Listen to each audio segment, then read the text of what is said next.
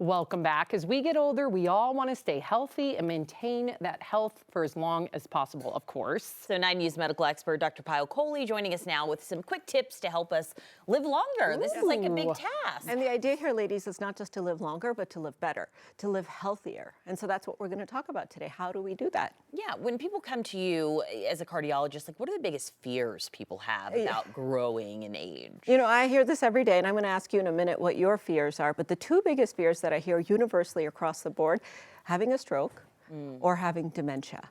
So if I told you that I had a recipe for you to significantly minimize your chance of having these subsequent events, and you started to do that in your 20s, 30s, 40s, so it would reduce your risk of having a stroke or ever having dementia, wouldn't that be something we would all want? Why aren't we talking about this? We Is there a recipe there we can do right now to prevent this from happening later? Yes. And so the idea here is to prevent the damage before it happens. Waiting until you have a heart attack or stroke and then doing something is having it backwards. So the first is cholesterol. If our bad cholesterol, that's the LDL, stays below 70 for most of our adult life, your risk of having those outcomes substantially reduced. The second, blood pressure, right? So our skin ages with wrinkles, our blood vessels get a little stiffer. If we watch that blood pressure, keep it less than 130/80 for most of our adult life, we can live longer, we can live better. Cholesterol and blood pressure, Got not that? puzzles. Okay. Well, puzzles, it works with your brain, right? I feel like I read that somewhere. I don't know. What about like a specific test?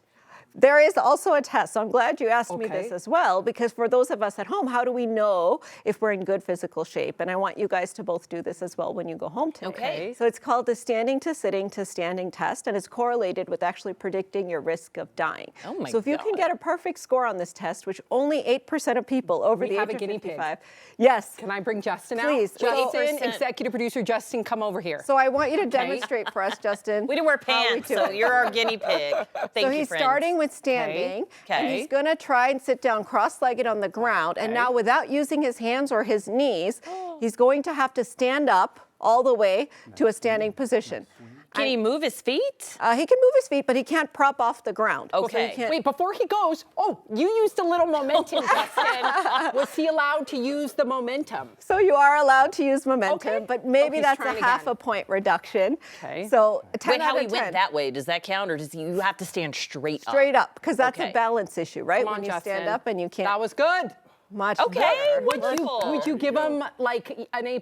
He's gonna live gone. healthy longer. So that would be a 10 out of 10. Good job, Justin. But as we get older, that score goes down. And so that's where we really need to pay attention. Because if you think about what he did, he made it look really easy, but it was actually really complicated, right?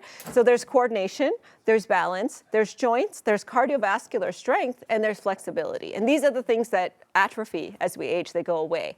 So if we're not able to do that without using our hands or our knees to prop us up, we know that we need to work on exercises. Yeah, that's such a good test. But I do want to ask you, as far as genetics are concerned, because I look at my parents who are exactly the same age. One is thriving, I mean, you know, and one is in ill health. So is it genetics that play a role in this at all that you have to be focused in on too? Yeah, so I mean, our family is our mirror, right? So if our family's genetics predicts our genetics, but only about 25% of how long we live is determined by genes, which means 75% is determined by our lifestyle behavior. And I like to say your genes are like your hardware, but what you do is your software. So the expression of those genes as well can really get changed by what we're doing, activities like smoking, exercising, alcohol, sleeping, stress. All of these can alter how our genes are actually expressed and how long. Diet too?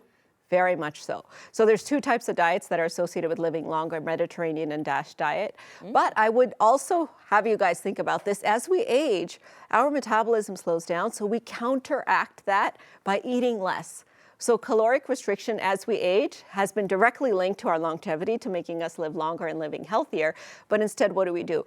We eat the same that we always ate, or sometimes even more, and we do less activity. So being really mindful of those calories you put inside you. And the rule of thumb is every decade of your life, cut your calories by at least 10%. Oh boy, and that's a lot. That's a lot. It's a lot. Dr. Kohli and her rule of thumb. I know. Thank you, Dr. Kohli. Very, very useful information and very important. We appreciate it. And you guys tell me how you do on that test. I'm going to try when I get home. I did it earlier in the studio. Could you do it? Well, yeah, I could, but I have a skirt on. Okay. So well, we'll record ourselves Yeah. and show you that we can do it. Not that kind of show. Okay.